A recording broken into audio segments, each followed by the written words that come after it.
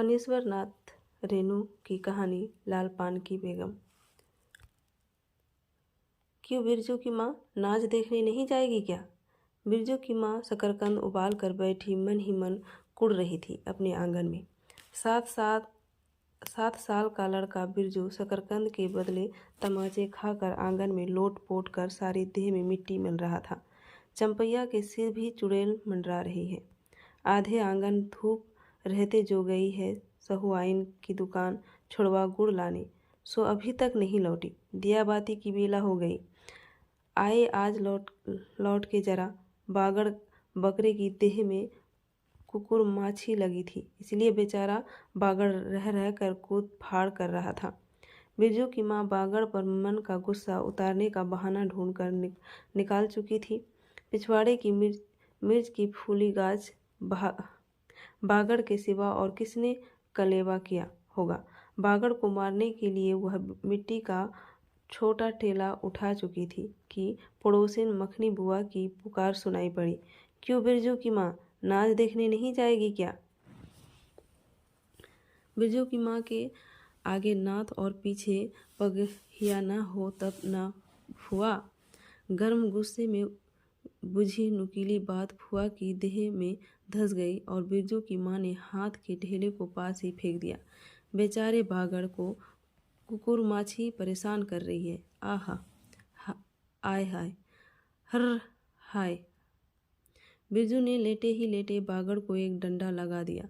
बिरजू की माँ की इच्छा हुई कि जाकर उसी डंडे से बिरजू का भूत भगा दे, कि तो नीम के पास खड़ी पनभरनियों की खिलखिलाहट सुनकर रुक गई।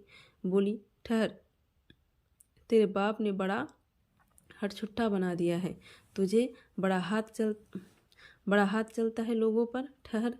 मखनी बुआ नीम के पास झुकी कमर से घड़ा उतार कर पानी भर लौटती पनभरनियों में बिरजू की माँ की बहकी हुई बात का इंसाफ करा रही थी। जरा देखो तो इस बिरजू की माँ को, 4 मन पाट जूट का पैसा क्या हुआ है धरती पर पाँव ही नहीं पड़ते। निसाफ करो। खुद अपने मुंह से 8 दिन पहले से ही गांव की गली गली में बोलती फिरी है। हाँ, इस बार बिरजू के बप्पा ने कहा है बैलगाड़ी पर बिठाकर बसलपुर का नाच दिखा लाऊंगा। बैल अब अपने घर है तो 1000 गाड़ी मंगनी मिल जाएगी, सो मैंने अभी टोक दिया। नाच देखने वाली सब तो औन पौन कर तैयार हो रही है, रसोई पानी कर रहे हैं। मेरे मुंह में आग लगे। क्यों मैं टोकने गई, सुनती हो? क्या जवाब दिया बिरजू की माँ ने? मखनी बुआ ने अपने पोपले मुंह से होठों को एक और मोड़ कर ऐंठती हुई बोली निकाली। रे हा हा, बिरजू की मैया के आगे नाथ और रे पीछे पगहिया ना हो तब ना आहा। जंगी की पुतोही बिरजू की माँ से नहीं डरती। वह जरा गला खोल कर ही कहती है, बुआ, सर्वे सेटलमेंट के हाकिम के भाषा पर फुलछाप किनारी वाली साड़ी पहन के तू भी भंटा की भेंटी चढ़ाती तो तुम्हारे नाम से भी 2-3 बीघा धनहर जमीन का पर्चा कट जाता। फिर तुम्हारे घर भी आज 10 मन सोनाबंग पाठ होता, जोड़ा बैल खरीदता, फिर आगे नाथ और पीछे सैकड़ों पगैया झूलती। जंगी की पुतोहू मुँहजोर है, रेलवे स्टेशन के पास की लड़की है। 3 ही महीने हुए गौने की नई बहू होकर आई है और सारे कुरमा टोली की सभी झगड़ालू सासों से एकाध मोर्चा ले चुकी है। उसका ससुर जंगी दागी चोर है, सिड़किलासी है। उसका खसम रंगी कुरमा टोली का नामी लठैत, इसलिए हमेशा सिंग घुमाती फिरती है जंगी की पुतोहू। बिरजू की माँ आंगन में जंगी की पुतोहू की गला खोल बोली गुलेल की गोलियों की तरह दनदनाती हुई आई थी। बिरजू की माँ ने एक तीखा जवाब खोज कर निकाला, लेकिन मन ममोस कर रह गई। गोबर की ढेरी में कौन ढेला फेंके? जीव के झाल को गले में उतार कर बिरजू की माँ ने अपनी बेटी चंपिया को आवाज़ दी, अरे चंपिया, आज लौटे तो तेरी मूड़ी मरोड़ कर चूल्हे में झोंकती हूँ। दिन दिन बेचाल होती जाती है। गांव में तो अब थिएटर बैस्कोप का गीत गाने वाली पतोरिया पुतहू सब आने लगी है। कहीं बैठ के जाने न मुरलिया सीख रही होगी। हर्रा जई, अरे चंपिया। जंगी की पुतोहू ने बिरजू की माँ की बोली का स्वाद लेकर कमर पर घड़े को संभाला और मटक कर बोली, चल दीदिया चल, इस मोहल्ले में लाल पान की बेगम बसती है, नहीं जानती? दोपहर दिन और चौपहर रात बिजली की बत्ती भग भग कर जलती है। भग भग बिजली बत्ती की बात सुनकर न जाने क्यों सभी खिलखिलाकर हंस पड़ी। बुआ की टूटी हुई दांत पंक्तियों के बीच से एक मीठी गाली निकली, शैतान की नानी। बिरजू की माँ की आंखों पर मानो किसी ने तेज टॉर्च की रोशनी डालकर चौंधिया दिया। भगभग बिजली बत्ती। 3 साल पहले सर्वे कैंप के बाद गांव की जलनदाही औरतों ने एक कहानी गढ़ के फैलाई थी। चंपिया की माँ के आंगन में रात भर बिजली बत्ती भुकभुकाती थी। चंपिया की माँ के आंगन में नाग वाले जूते की छाप घोड़े की टाप की तरह जलो जलो और जलो। चंपिया की माँ के आंगन में चांदी जैसे पाट सूखते देखकर जलने वाली सब औरतें खलिहान पर सोनहली धान के बोझों को देखकर बैंगन का भुर्ता हो जाएगी। मिट्टी के बर्तन से टपकते हुए खोवा गुड़ को उंगलियों से चाटती हुई चंपिया आई और माँ के तमाचे खाकर चीख पड़ी, मुझे क्यों मारती है? सहुआइन जल्दी से सौदा नहीं देती है। सहुआइन जल्दी सौदा नहीं देती कि नानी। एक सहुआइन की दुकान पर मोती झरते हैं जो जड़ गाड़ कर बैठी हुई थी। बोल, गले पर लात देकर कल्ला तोड़ दूंगी हरजाई जो फिर कभी बाजे न मुरलिया गाते सुना। चाल सीखने जाती है ट्यूशन की छोकरियों से। बिरजू की माँ ने चुप होकर अपनी आवाज़ अंदाजी की। उसकी बात जंगी के झोपड़े तक साफ साफ पहुंच गई होगी। बिरजू बीती हुई बातों को भूलकर उठ खड़ा हुआ था और धूल झाड़ते हुए बर्तन से टपकते गुड़ को ललचाई निगाह से देखने लगा था। दीदी के हाथ वह भी दुकान जाता तो दीदी उसे भी गुड़ चटाती जरूर। वह शकरकंद के लोभ में रहा और मांगने पर माँ ने शकरकंद के बदले मैया एक अंगुली गुड़ दे दे। बिरजू ने तलहथी फैलाई, ना दे ना मैया, एक रत्ती भर। एक रत्ती क्यों? उठा के बर्तन को फेंक आती हूँ पिछवाड़े में, जाके चाटना नहीं बनेगी मीठी रोटी। मीठी रोटी खाने का मुंह होता है। बिरजू की माँ ने उबले शकरकंद का सूप रोती हुई चंपिया के सामने रखते हुए कहा, बैठ के छील के उतार, नहीं तो अभी। 10 साल की चंपिया जानती है शकरकंद छीलते समय कम से कम 12 बार माँ उसे बाल पकड़ कर झकझोरेगी, छोटी छोटी खोट निकाल कर गालियाँ देगी। पाँव फैला के क्यों बैठी है उस तरह बिलज्जी? चंपिया माँ के गुस्से को जानती है। बिरजू ने इस मौके पर थोड़ी सी खुशामद करके देखा, मैया मैं भी बैठकर शकरकंद छीलूं? नहीं, माँ ने झिड़की दी, एक शकरकंद छीलेगा और 3 पेट में। जाके सिंधु की बहू से कहो 1 घंटे के लिए कड़ाही मांग कर ले गई तो फिर लौटाने का नाम नहीं। जा जल्दी। मुंह लटका कर आंगन से निकलते निकलते बिरजू ने शकरकंद और गुड़ पर निगाहें दौड़ाई। चंपिया ने अपने झबरे केस की ओर से माँ की ओर देखा और नज़र बचाकर चुपके से बिरजू की ओर एक शकरकंद फेंक दिया। बिरजू भागा। सूरज भगवान डूब गए। दिया बाती की बेला हो गई, अभी तक गाड़ी। चंपिया बीच में ही बोल उठी, कोयरी टोले में किसी ने गाड़ी नहीं दी मैया। बप्पा बोले, माँ से कहना सब ठीक ठाक करके तैयार रहे। मलदहिया टोली के मिजाजान की गाड़ी लाने जा रहा हूँ। सुनते ही बिरजू की माँ का चेहरा उतर गया। लगा छाते की कमानी उतर गई घोड़े से अचानक। कोयरी टोले में किसी ने गाड़ी मंगनी नहीं दी, सब मिल चुकी गाड़ी। जब अपने गांव के लोगों की आंख में पानी नहीं तो मलदिया टोली के मिजाजान की गाड़ी का क्या भरोसा? न 3 में न 13 में। क्या होगा शकरकंद छील कर रख दे उठा के।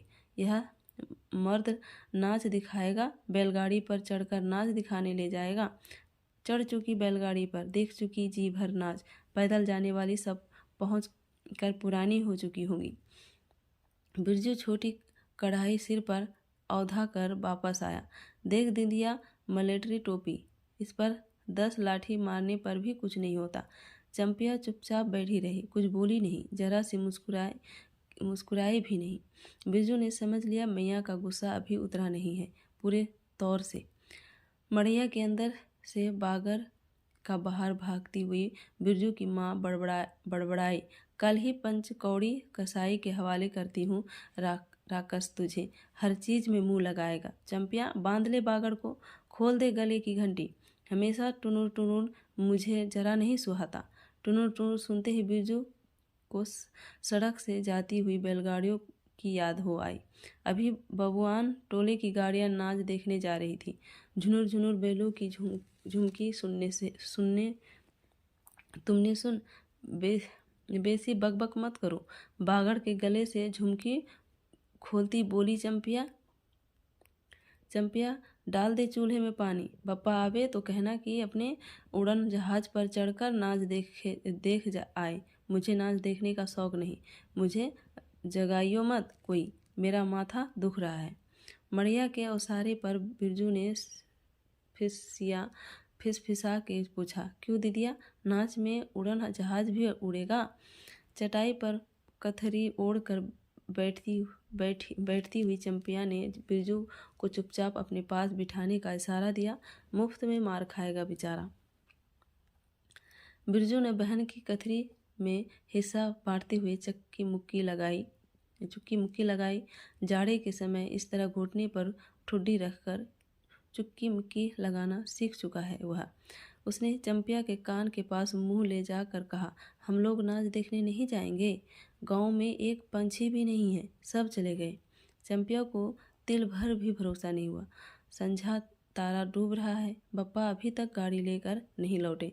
1 महीना पहले से ही मैया कहती थी बलरामपुर के नाच के दिन मीठी रोटी बनेगी, चंपिया छीट की साड़ी पहनेगी, बिरजू पैंट पहनेगा। बैलगाड़ी पर चढ़कर चंपिया की भीगी पलकों पर एक बूंद आंसू आ गया।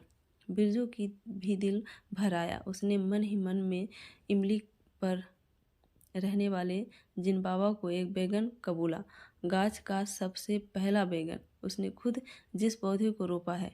जल्दी से गाड़ी लेकर बप्पा को भेज दो जिन बाबा। मड़ैया के अंदर बिरजू की माँ चटाई पर पड़ी करवटें ले रही थी। उह, पहले से किसी बात का मंसूबा नहीं बांधना चाहिए किसी को। भगवान ने मंसूबा तोड़ दिया। सबको सबसे पहले भगवान से पूछना है। उसको सबसे पहले भगवान से पूछना है, यह किस चूक का फल दे रहे हो भोला बाबा? अपने जानते उसने किसी देवता पितर की मानत मनौती बाकी नहीं रखी। सर्वे के समय जमीन के लिए जितनी मनौतियाँ की थी, ठीक ही तो महावीर जी का रोट तो बाकी ही है। हाय रे देव, भूल चूक माफ़ करो महावीर बाबा, मनौती दूनी करके चढ़ाएगी बिरजू की माँ। बिरजू की माँ के मन में रह रह कर जंगी की पुतोहू की बातें चुभती हैं। भग बिजली की बत्ती, चोरी चमारी करने वाली की बेटी पुतोहू जलेगी नहीं। 5 बीघा जमीन क्या हासिल की है बिरजू की बप्पा ने। गांव की भाई खोकियों की आंखों में किरकिरी पड़ गई है। खेत में पाट लगा देखकर गांव के लोगों की छाती फटने लगी। धरती फोड़ कर पाट लगा है। बैसाखी बादल की तरह उमड़ते आ रहे हैं पाट के पौधे। तो अलान तो फलान, इतनी आंखों की धार भला फसल सहे। जहाँ 15 मन पाट होना चाहिए, सिर्फ 10 मन पाट कांटा पर तौल के ओजन हुआ भगत के यहाँ। इसमें जलने की क्या बात है भला? बिरजू के पप्पा ने तो पहले ही कुरमा टोली के एक आदमी को समझा के कहा, जिंदगी भर मजदूरी करते रह जाओगे, सर्वे का समय आ रहा है। लाठी कड़ी करो तो 2-4 बीघे जमीन हासिल कर सकते हो। सो गांव की किसी पुतखौकी का भातार सर्वे के समय बाबू साहब के खिलाफ खासा भी नहीं। बिरजू के पप्पा को कम सहना पड़ा है। बाबू साहब गुस्से से सर्कस नाच के बाघ की तरह हुमड़ते रह गए। उनका बड़ा बेटा घर में आग लगाने की धमकी देकर गया। आखिर बाबू साहब ने अपने सबसे छोटे लड़के को भेजा। बिरजू की माँ को मौसी कह के पुकारा। यह ज़मीन बाबूजी ने मेरे नाम से खरीदी थी। मेरी पढ़ाई लिखाई इसी ज़मीन की उपज से चलती है। और भी कितनी बातें। खूब मोहना जानता है उतना जरा सा लड़का। जमींदार का बेटा है कि। चंपिया, बिरजू सो गया क्या? यहाँ आ जा बिरजू, अंदर। तू भी आ जा चंपिया, भला आदमी आए तो एक बार आज। बिरजू के साथ चंपिया अंदर चली गई। डिबरी बुझा दे, बप्पा बुलाए तो जवाब मत देना, खपची गिरा दे। भला आदमी रे, भला आदमी। मुँह देखो जरा इस मर्द का। बिरजू की माँ दिन रात मंझाना देती रहती तो ले चुके थे ज़मीन। रोज आकर माथा पकड़ के बैठ जाए, मुझे ज़मीन नहीं लेनी है। बिरजू की माँ, मजूरी ही अच्छी, जवाब देती थी बिरजू की माँ खूब सोच समझ के। छोड़ दो, जब तुम्हारा कलेजा ही स्थिर नहीं होता है तो क्या होगा? जोरू ज़मीन जोर के, नहीं तो किसी और के। बिरजू के बाप पर बहुत तेजी से गुस्सा चढ़ता ही जाता है। बिरजू की माँ का भाग ही खराब है जो ऐसा गोबर गणेश घरवाला उसे मिला। कौन सा शौक मौज दिया है उसके मर्द ने। कोलू के बैल की तरह खटकर सारी उम्र काट दी इसके यहाँ। कभी एक पैसे की जलेबी भी ला कर दी है उसके खसम ने। पाट का दाम भगत के यहाँ से लेकर बाहर बैल हट्ठा चले गए। बिरजू की माँ को एक बार नमरी लौट देने की भी नहीं दिखा आंखें से। बैल खरीद लाए। उसी दिन से गांव में ढिंढोरा पीटने लगे। बिरजू की माँ इस बार बैलगाड़ी पर चढ़कर जाएगी नाच देखने, दूसरे की गाड़ी के भरोसे नाच दिखाएगा। अंत में उसे अपने आप पर क्रोध आया। वह खुद भी कुछ कम नहीं, उसकी जीभ में आग लगे। बैलगाड़ी पर चढ़कर नाच देखने की लालसा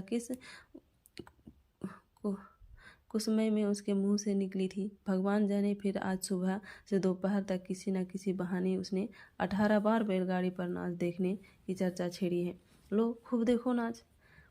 कथरी के नीचे दुसाले का सपना। कल भोरे पानी भरने के लिए जब जाएगी पतली जीभ वाली पुतरिया, सब हंसती जाएगी। सभी जलते हैं उससे। हाँ भगवान, दाढ़ीदार भी, 2 बच्चों की माँ होकर भी वह जस की तस है। उसका घरवाला उसकी बात में रहता है। वह बालों में गरी का तेल लगाती है। उसकी अपनी ज़मीन है किसी के पास एक धूर ज़मीन भी अपने इस गांव में। जलेंगे नहीं। 3 बीघे में धान लगा हुआ है। अगर नहीं लोगों की बिखदीठ से बचे तब तो। बाहर बैलों की घंटियां सुनाई पड़ी। तीनों सतर्क हो गए, उत्कर्ण होकर सुनते रहे। अपने ही बैलों की घंटी है। क्यों री चंपिया? चंपिया और बिरजू ने प्राय एक साथ कहा। चुप। बिरजू की माँ ने फिसा कर कहा। शायद गाड़ी भी है, गड़बड़ाती है ना। दोनों ने फिर हुंकारी भरी। चुप, गाड़ी नहीं है तो चुपके से टट्टी में छेद करके देख तो आ चंपी। भाग के आ चुपके चुपके। चंपिया बिल्ली की तरह हौले हौले पाँव से टट्टी के पीछे से झांक आई। हाँ माँ, हाँ मैया, गाड़ी भी है।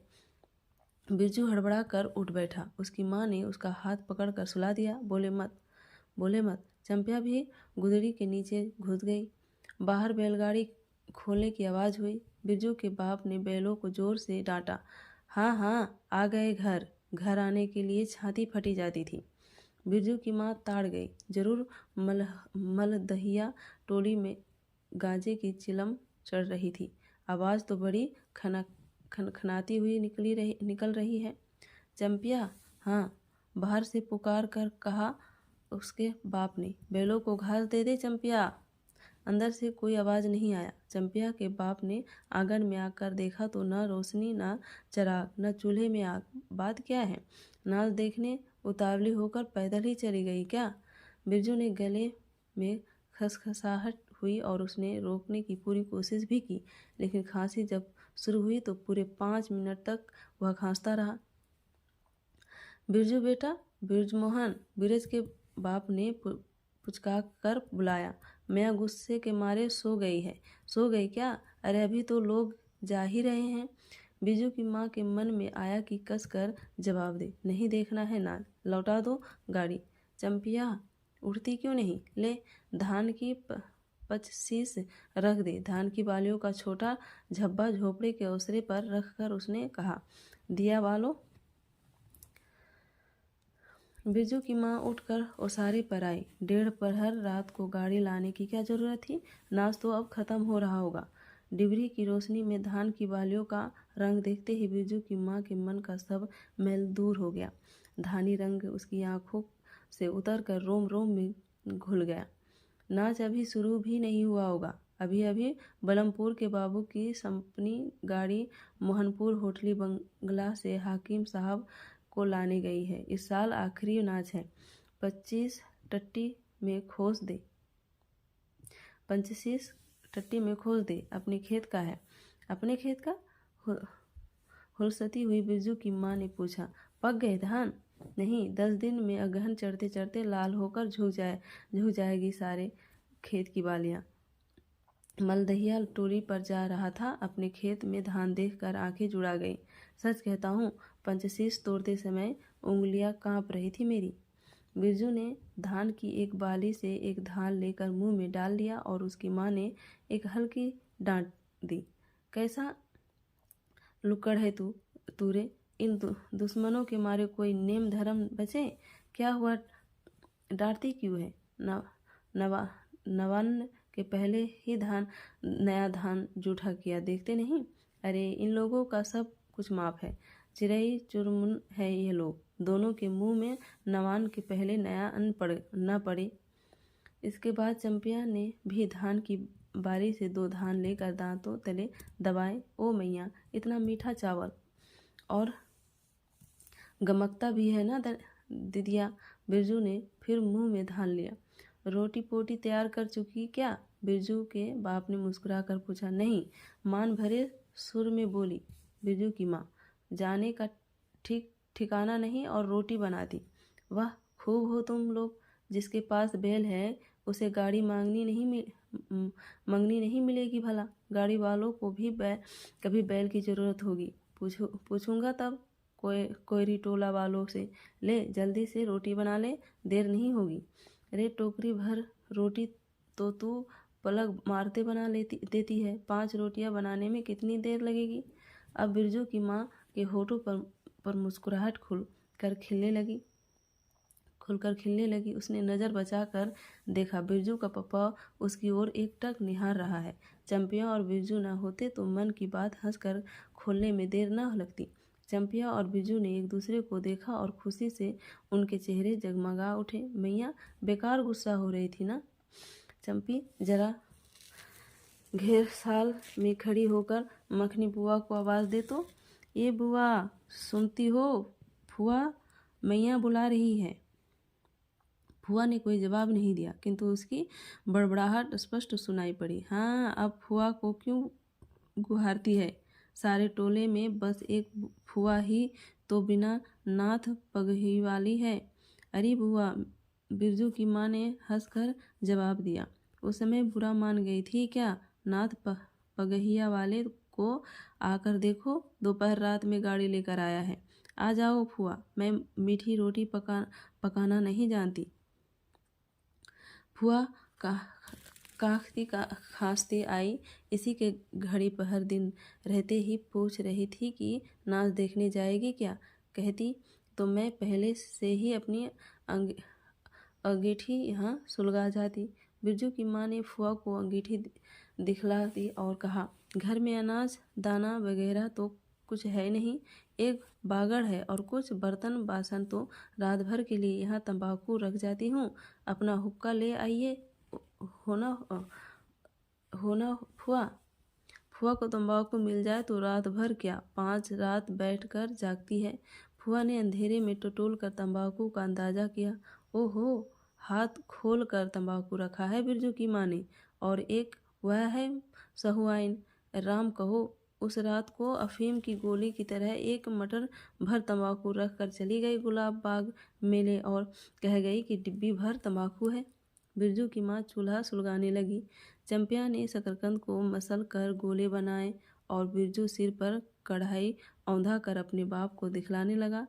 मलेट्री टोपी, इस पर 10 लाठी मारने पर भी कुछ नहीं होगा। सभी ठठा कर हंस पड़े। बिरजू की माँ हंस कर बोली, ताखे पर 3-4 मोटे शकरकंद है, दे दे बिरजू को चंपिया, बेचारा शाम से ही। बेचारा मत कहो मैया, खूब सचारा है। अब चंपिया चहकने लगी। तुम क्या जानो कथरी के नीचे मुंह क्यों चल रहा था बापू साहब का। ही बिरजू के टूटे दूध के दांतों की फांक से बोली निकली, ब्लैक मार्टिन में 5 शकरकंद खा लिया, हा हा। सभी फिर हटा कर हंस पड़े। बिरजू की माँ ने फुआ का मन रखने के लिए पूछा, एक कनवा गुड़ है, आधा दूँ फुआ? फुआ ने गदगद होकर कहा, अरे शकरकंद तो खुद मीठा होता है, इतना क्यों डालेगी। जब तक दोनों बैल दाना घास खाकर एक दूसरे की देह को जीभ से चाटे, बिरजू की माँ तैयार हो गई। चंपिया ने छींट की साड़ी पहनी और बिरजू बटन के अभाव में पैंट पर पटसन की डोरी बांधने लगा। बिरजू के माँ ने आंगन से निकलकर गांव की ओर कान लगाकर सुनने की चेष्टा की। ओह, इतनी देर तक भला पैदल जाने वाले रुके रहेंगे। पूर्णिमा का चांद सिर पर आ गया है। बिरजू की माँ ने असली रूपा का मंगटिका पहना है। आज पहली बार बिरजू की पप्पा को हो क्या गया है। गाड़ी जोता क्यों नहीं, मुंह की ओर एकटक देख रहा है, मानो नाच की लालपान की। गाड़ी पर बैठते ही बिरजू की माँ की देह में एक अजीब गुदगुदी लगने लगी। उसने बांस की बल्ली को पकड़कर कहा, गाड़ी पर अभी बहुत जगह है, जरा दाहिनी सड़क से गाड़ी हाँकना। बैल जब दौड़ने लगे और पहिया जब चू चू करके घरघराने लगा तो बिरजू से नहीं रहा गया।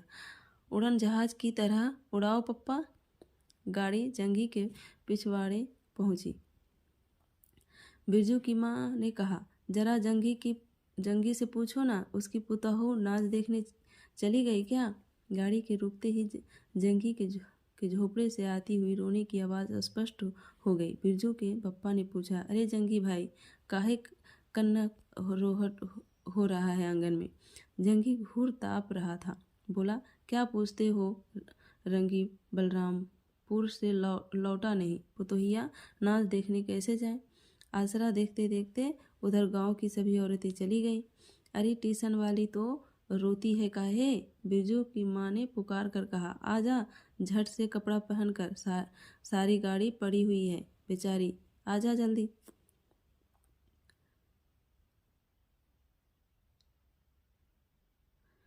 बगल के झोपड़े से राधे की बेटी सुनरी ने कहा, काकी गाड़ी में जगह है, मैं भी जाऊंगी।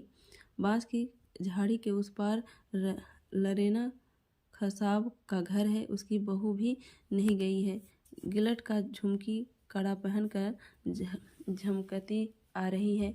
आजा, जो बाकी रह गई है सब आ जाए जल्दी। जंगी की पुतहू, लरेना की बीबी और राधे की बेटी सुनरी तीनों गाड़ी के पास आई। बैल ने पिछला पैर फेंका। बिरजू के बाप ने एक भद्दी गाली दी, साला लताड़ मारकर लंगड़ी बनाएगा पुतहू को। सभी ठठाकर हंस पड़े। बिरजू के बाप ने घूंघट में झुकी दोनों पुतोहों को देखा। उसे अपने खेत की झुकी हुई बालियों की याद आ गई। जंगी की पुतोह का गौना 3 ही मास पहले हुआ है। गौने की रंगीन साड़ी से कड़वे तेल और लठवा सिंदूर की गंध आ रही है। बिरजू की माँ अपने गौने की याद आई। उसने कपड़े की गठरी से 3 मीठी रोटियां निकाल कर कहा, खा ले एक एक करके, सिमराहा के सरकारी कूप में पानी पी लेना। गाड़ी गांव से बाहर होकर धान के खेतों के बगल से जाने लगी। चांदनी कार्तिक की खेतों से धान के झरते फूलों की गंध आती है। बांस की झाड़ी में कहीं दुधी की लता फूली है। जंगी की पुतहू ने एक बीड़ी सुलगाकर बिरजू की माँ की ओर बढ़ाई। बिरजू की माँ को अचानक याद आई, चंपिया, सुनहरी, लरेना की बीवी और जंगी की पुतहू, ये चारों ही गांव में बैस्कोप का गीत गाना जानती है खूब। गाड़ी की लोग धन खेतों के बीच होकर गई। चारों ओर गौने की साड़ी की खसखसाहट जैसी आवाज़ होती है। बिरजू की माँ के माथे में मांग टीके पर चांदनी छिटकती है। अच्छा, अब एक बैस्कोप का गीत गा तो चंपिया, डरती है काहे, जहाँ भूल जाएगी बगल में मास्टरनी बैठी ही है। दोनों पुतहू ने तो नहीं, किंतु चंपिया और सुनहरी ने खाकार कर गला साफ किया। बिरजू के बाप ने बैलों को ललकारा, चल भैया और जरा जोर से गा रे चंपिया, नहीं तो मैं बैलों को धीरे धीरे चलने को कहूँगा। जग्गी के पुतहू ने चंपिया के कान के पास घूंघट ले जाकर कुछ कहा और चंपिया ने धीमे से शुरू किया, चंदा की चांदनी। बिरजू को गोद में लेकर बैठी उसकी माँ की इच्छा हुई कि वह भी साथ साथ गीत गाए। बिरजू की माँ ने जंगी की पुतहू को देखा, धीरे धीरे गुनगुना रही है वह भी, कितनी प्यारी पुतहू है। गोने की साड़ी से एक खास किस्म की गंध निकलती है। ठीक ही तो है कहा है उसने, बिरजू की माँ बेगम है, लाल पान की बेगम। यह तो कोई बुरी बात नहीं। हाँ, वह सचमुच लाल पान की बेगम है। बिरजू की माँ ने अपनी नाक पर दोनों आंखों को केंद्रित करने की चेष्टा करके अपने रूप की झांकी ली। लाल साड़ी की झिलमिल किनारी, मंगटिका पर चांद। बिरजू की माँ के मन में अब और कोई लालसा नहीं, उसे नींद आ रही है।